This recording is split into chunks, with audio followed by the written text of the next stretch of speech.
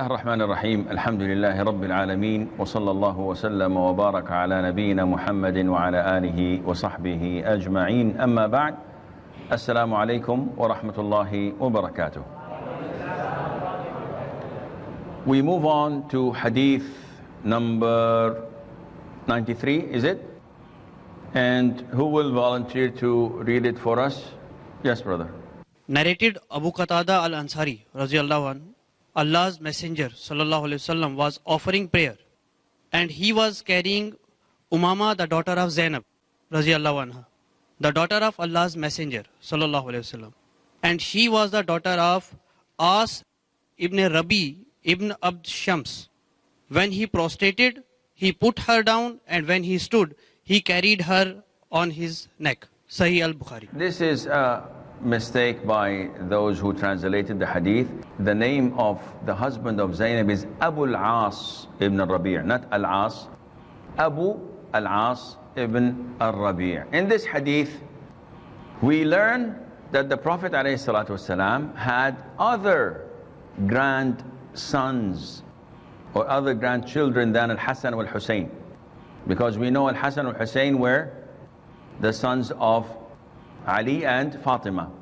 But Umama was also his granddaughter from his daughter Zainab. And her husband was Abu al-As ibn al-Rabi'. May Allah be pleased with them. And a lot of the Muslims don't know that the Prophet ﷺ had a son-in-law in the name of Abu al-As ibn al-Rabi'. And he was a mushrik. Yet he was very peaceful, loving and respecting to the Prophet ﷺ. Unlike the previous sons-in-laws of the Prophet ﷺ, because we know that Ruqayya and Kulthum were married before two. When the mic? Abu Lahab's sons. Abu Lahab's son. And we know that Abu Lahab was the uncle of the Prophet ﷺ. So two of them were married to two of the Prophet's daughters ﷺ. And when the Prophet announced ﷺ that he was the messenger of Allah, they divorced and separated his daughters. So one of them was married to Uthman, and when she died, Uthman married the other daughter of the Prophet ﷺ, Zainab. And of course we know that all the daughters of the Prophet ﷺ were from his first wife, Khadija bint Khuwaylid, may Allah be pleased with her. The Prophet loved Khadija so much, it's beyond our understanding. The true love, if you want to see true love, look at the love of the Prophet ﷺ to Khadija, may Allah be pleased with her. Abu al-As did not accept Islam, yet he did not force his wife to reject Islam. And this shows you how great man he was, though he was a mushrik. And when he was captured by the soldiers of Islam, after some time, after migration, he sent Zainab to the Prophet ﷺ, because she's a Muslim and he's not. So she went and accompanied her father ﷺ in Medina. And after a while, he was captured among the other soldiers who were captured. And the Prophet ﷺ requested that they would pay ransom so that they would free themselves. Zainab, when she knew that her husband or ex-husband was among the people, she sent a medallion, a necklace, that her mother Khadija, may Allah be pleased with her, gave it to her on their wedding day. And she sent this medallion to the Prophet ﷺ as ransom. When the Prophet ﷺ saw the medallion, he broke into tears. And he remembered Khadija, may Allah be pleased with her. And the Prophet said ﷺ, O people, by Allah, I did not know about this. And this medallion came as a ransom for Abu al-As. And if you wish, you leave Abu al-As for me. And if you don't, no. He is like all other prisoners. And the people immediately said, O Prophet of Allah, he is for you and he is to go. So the Prophet ﷺ set Abu al-As free. The man went to Mecca as a merchant. He took all the things that he was entrusted with because he was an honest man. The deposits, he gave it back to the people. The goods, he gave it back to the people.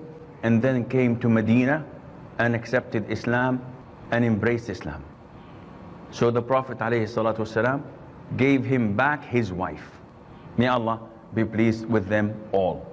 And from this, scholars concluded that if a woman accepts Islam while her husband is still a non-Muslim and they separate, but she does not get married again, even after 10 years, if he accepts Islam and they want to go back again together, they can without making a new marriage.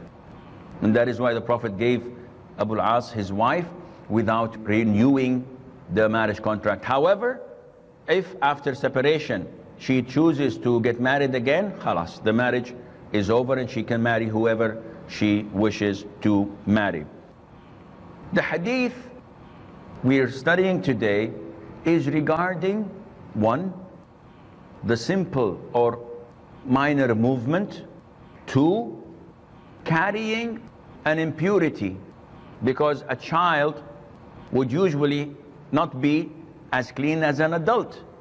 They urinate, defecate without knowing, so they're wearing their pampers or they're wearing their diapers, and we do not know if there is a najasa or not. So what's the ruling on that? First of all, let's address the issue of najasa. Is it permissible for me to carry an impurity in my pocket while praying? Meaning that if I go to the hospital and they request a sample of urine, so I make the sample of urine, I make wudu, and I put the sample of urine in my pocket, and the prayer time is called, so I go and pray before submitting it to the laboratory. Is my prayer valid? The answer is no. If I know that it's in my pocket, it's not valid, because one of the conditions of my prayer being valid, I am in the state of purity in my body, in my clothes, and in the place I'm praying in. Now, if I'm carrying a child, if I know that the child has an impurity, my prayer is invalid. But if I don't know, the default is that the child is pure. So before praying, do I have to check the diapers? Or do I have to smell if the child is pure or not? No. As long as it appears to me that the child is pure, there is no apparent najasa, then I can pray. But if it appears to me that otherwise there is a najasa apparent, something is leaking or the smell is overwhelming, then I cannot pray. Secondly, the Prophet ﷺ is leading the prayer while carrying his granddaughter. What would you do if you saw the Imam of the masjid carrying his child and praying? You probably make takfir. This guy is kafir, he's an innovator, he's doing... And this is because of our ignorance and not having sufficient knowledge. The Prophet ﷺ had a lot of mercy, especially to his children, to his grandchildren. It was reported once that he was giving khutbah on the mimbar, on the pulpit, and he saw Al-Hasan or Al-Hussein, 3 years old, walking and falling on his face because of the long dress. Child. The Prophet came down and carried the child and embraced it and kissed it, and then went up again and said, Subhanallah, Allah Azza wa Jal says in the Quran, إِنَّمَا أَمْوَالُكُمْ وَأَوْلَادُكُمْ fitna. This is a test from Allah, your wealth and your children. And when I saw my child walking, I could not tolerate but go down and kiss him. And by Allah, my son, this son of mine, meaning Al-Hasan, He is a Sayyid. He's a dignitary of his people, and Allah will reconcile between two big groups by him. And this is what happened, as we know from history. So the Prophet had great love, ﷺ, to his children. One of the nomads, one of the tribesmen, saw him kissing Al-Hasan or Al-Hussein. And the man said, "You, the Prophet of Allah, do this?" He said, "Yes." "What's wrong?" He said, "I have 10 children. By Allah, I had never ever kissed any one of them." The man is proud of this. He's a tribesman. "I've never kissed any of my children." The Prophet said, can I help you if Allah has taken the mercy of your heart? That's something I cannot do. So the Prophet ﷺ used to do this, carry his grandchildren or tolerate them. In one narration, he was once leading the prayer in the masjid, and while prostrating, he prolonged the prostration to the extent that one of the companions raised his head because he thought that the Prophet has expired, he died. He took so long prostrating, and we're waiting, Subhan Rabbiyal A'la, and he's not finished. So he raised his head because he thought definitely the Prophet died, and he found that Al-Hussein was on his back. So he went back to prostration until the Prophet ﷺ finished the prayer, and then the Prophet addressed them. And he said that I was prostrating, and my grandson came and mounted me as a beast, as his ride. So I didn't want to bother him. Look at the love the Prophet ﷺ had for his children and grandchildren. However, movement in prayer, because the hadith states that whenever he wanted to prostrate, he would what? Put Umama on the ground, prostrate, and when he stood up, he picked her up again. So imagine how he would do ruku' and rafa' from ruku', and she moves from one side to the other. So this is movement. So is this part of the movement that is permissible in salat or not? This is inshallah what we will learn after the break. So stay tuned. Assalamu alaikum and welcome back. The types of movement that are permissible in salat, or let me rephrase that. The types of movement in salat are as follows. One, movement that is forbidden, such as movement that is considered to be a lot without any reason. And you've seen so many such movements. Next to my house, there lives a young chap in his early 30s, maybe late 20s. One Fajr prayer, after the Fajr, I had to talk to him. Because from Allahu Akbar till Assalamu alaikum wa rahmatullah, and he's been doing this as if he's putting makeup, and throughout the whole prayer, not in just recitation, even with ruku', even in raising his head from ruku', he's doing this. And after prayer, I started looking and staring at him. Is there anything wrong? And the guy looked at me, he smiled, and I said, Akhi, it's my duty to tell you, your prayer is invalid. You have to go and pray again. Because the movement that you have done nullifies your prayer. It is uncalled for. There is no reason for it. So scholars say any movement that is considered a lot and without any legitimate reason, this nullifies your prayer. So conditions, a lot and uncalled for, no legitimate reason. The second type of movement is the movement that is not a lot, but there is no legitimate reason for it. So they say that this is makruh, this is unrecommended. For example, people in their prayer, while they're praying, they do, and they go. They're watching the time, they're looking at the time. So this is little, but there is no reason for it. So this is makruh. It doesn't nullify their prayer. A dear friend of mine was praying next to me once, and his mobile rang. So he took his mobile from his pocket while in prayer, did this, and he was short visioned, so he had to do this in prayer. He's next to me. And then he hung up. And then he deleted that something and put it in his back pocket again.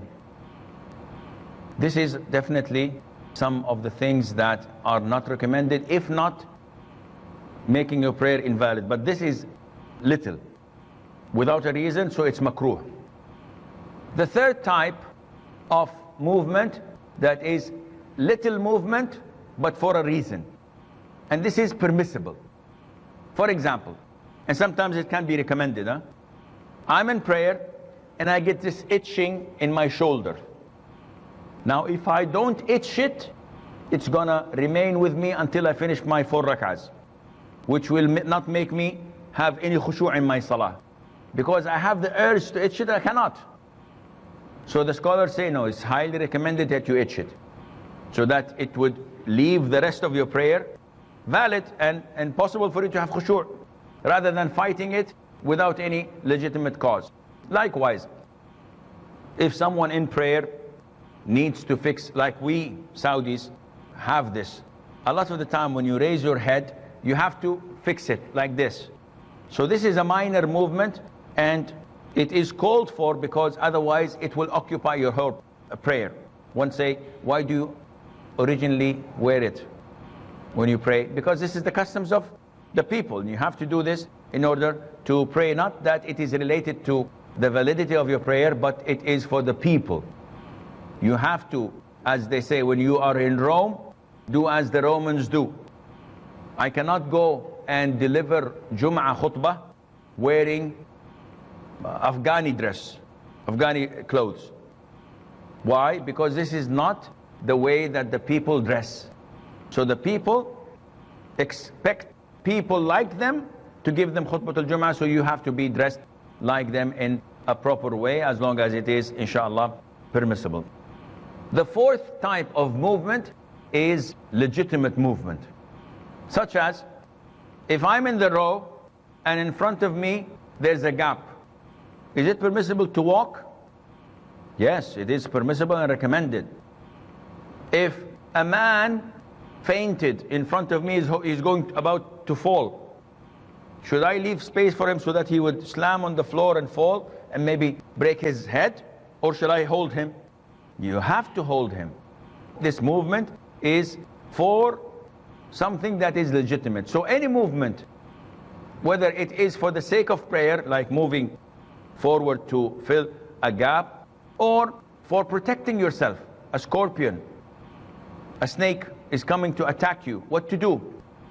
Say, astaghfirullah, astaghfirullah, astaghfirullah, please go, please go, please go. No, you have to kill it. The Prophet told us, even if it comes to you in prayer, kill it. And this movement is not affecting your prayer. On the contrary, it is rewardable, because you're doing it for the sake of prayer, and inshallah, this would do the job. We open the floor for questions. Faisal. In this subcontinent, we have a special salah named as Salatul Tasbih, which is prayed during the nights of Laylatul Qadr, wherein the recitations are also very different. You have specific number of some kalimat. Is it proven from Sunnah? Salatul Tasbih is an issue of dispute among scholars. Shaykh Al-Albani has authenticated the hadith, as well as Shaykh Al-Arnaut. May Allah have mercy on both of their souls. But Shaykh Al-Islam Ibn Al-Qayyim, Ibn Taymiyyah, and also Shaykh Ibn Baz, Ibn Uthaymeen, and all the 9 yards, they all consider it to be a fabricated hadith, along with Imam Ahmad. And by the way, Salatul Tasbih was not reported neither by Imam Abu Hanifa, Malik, nor Imam Shafi'i. The only one who ever spoke about it was Imam Ahmad. He's the last of the Imams. And he said that this is fabricated. We do not know any origin of it. And the format of the prayer is weird, is strange. Nothing is like it. In the standing position, after reciting the surah, you say, Alhamdulillah, Subhanallah, Allah Akbar, I think 15 times. And then you do that again in your ruku', and you do it when you say Sami Allahu liman hamida, and you do it when you're sujood, and you do it between the 2 sajdas. And this format is similar to nothing in Islam. And that is why the scholars say, if Imam Ahmad did not know about it, and all the 3 Imams did not report it, and none of the companions had ever done it, and we have only one hadith, which is hadith of Al-Abbas, may Allah be pleased with him, when the Prophet said, Ya Abbas, O uncle of the Prophet ﷺ, should I tell you, should I give you? And he told him this hadith, and he taught him this format. So the scholars say that it is not an authentic hadith, besides that the reward of doing it once in a lifetime, or once every year, or once every month, or once every week, or once every day is the same. So the scholars say that this is not like any other form of worship, and that is why it's fabricated. Kaleem. Sheikh, if there is a scenario that we are praying at home in the hall, the main hall, and someone is ringing the door, ringing the bell at the door, can we move, and is this movement permissible to open the door and get back to the salah? The Prophet ﷺ once opened the door for Aisha, may Allah be pleased with her, while he was praying. So some scholars say that this is permissible. Others say that this is only permissible in voluntary prayers. In mandatory or fard prayer, it's not permissible.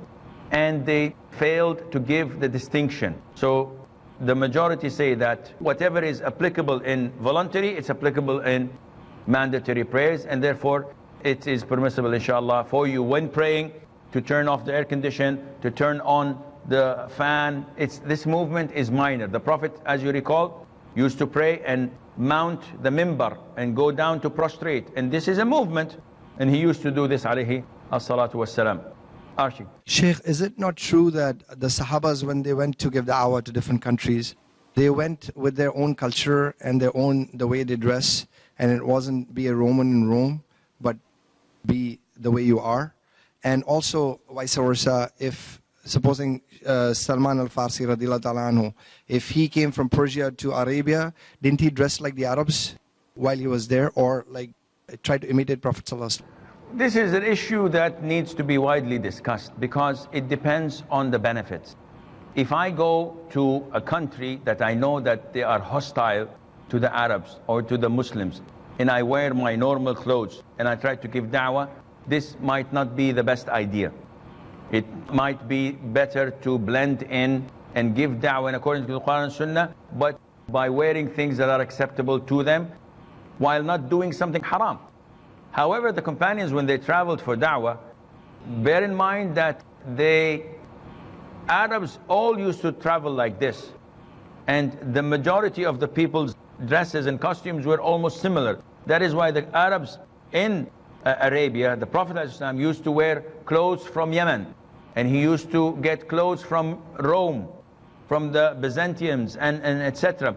So the clothes were there that were generally used, not specifically for a certain people.